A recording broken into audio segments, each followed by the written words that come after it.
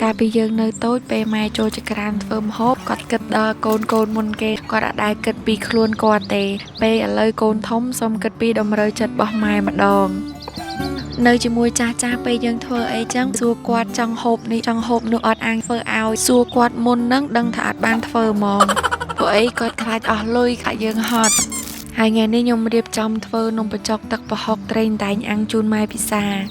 ត្រីតែងចង់អាំងឲ្យផ្អែមឆ្ងាញ់ដាក់ភ្លើងឲ្យរាងក្តៅបន្តិចហើយយើងនឹងអង្គុយមើលជាប់រហូតយកស្រួយខាងក្រៅតែទន់ខាងក្នុងកុំទុកដូចឆ្អើបើមិនអញ្ចឹងអត់ឆ្ងាញ់ទេគ្រឿងដាក់លាយជាមួយទឹកប្រហុកមានខ្ទឹមសខ្ទឹមក្រហមនិងម្ទេសលីងឲ្យឡើងឈ្ងុយទុកឲ្យត្រជាក់បន្តិចសិនចាំយកទៅបកប្រហុកច្រាំឲ្យម៉ត់ពេលដាក់លាយជាមួយសាច់នំបញ្ចុកទៅបានល្មួតស៊ីគ្នា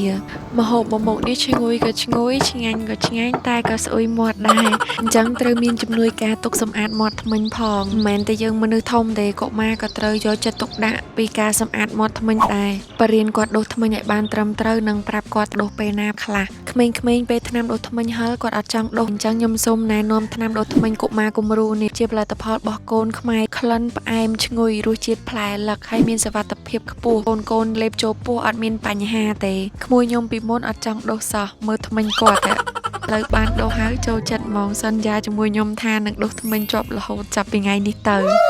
នៅក្នុងមកប្រអប់មានថ្នាំដុសធ្មេញនិងច្រាសដុសធ្មេញកតាខ្ជូតមួយកូនឃើញហើយដឹងថាចង់ដុសហ្មងថ្នាំដុសធ្មេញកុមារគំរូនឹងជាផលិតផលជាមួយនឹងថ្នាំដុសធ្មេញតាកបីថ្នាំដុសធ្មេញតាកបីមាន3ពណ៌អត្ថប្រយោជន៍ផ្សេងគ្នាមានជួយធ្វើឲ្យធ្មេញសចែងចាំងខ្យល់ដង្ហើមស្រស់ថ្លាហើយនឹងជួយឲ្យធ្មេញសភ្លឺឥឡូវមានប្រូម៉ូសិនពិសេសទាំងដុំនិងរាយទិញ2ថែម1ស្រូតព្រោះចំនួនហ្នឹងមានកំណត់បកមកទឹកប្រហុកយើងវិញដាក់ខ្ទះឲ្យក្តៅរួចចាក់ស្ករត្នោតកូរឲ្យឡើងជើងក្រងចាំចាក់ប្រហុកចូលបរិមាណស្ករនិងប្រហុកប្រហែលគ្នាចាក់ខ្ទឹមសខ្ទឹមក្រហមម្ទេសបុកថែមប៊ីចេងនិងទឹកឲ្យរាវស្រួលស្រូបជាមួយនំបញ្ចុកកុំឲ្យខាប់ពេកបន្លែប្រើអីក៏បានដែរតាមចំណូលចិត្តមុនញ៉ាំយើងស្រុះសិននំបញ្ចុកក៏ស្រស់ដែរសាច់ទន់ល្អការពិតនំបញ្ចុកទឹកប្រហុកញ៉ាំជាមួយនឹងនំបញ្ចុកដែលទើបតែស្រង់ហើយថ្មីអត់ទាន់ចាប់ច្វាយកាន់តែឆ្ងាញ់ទៀត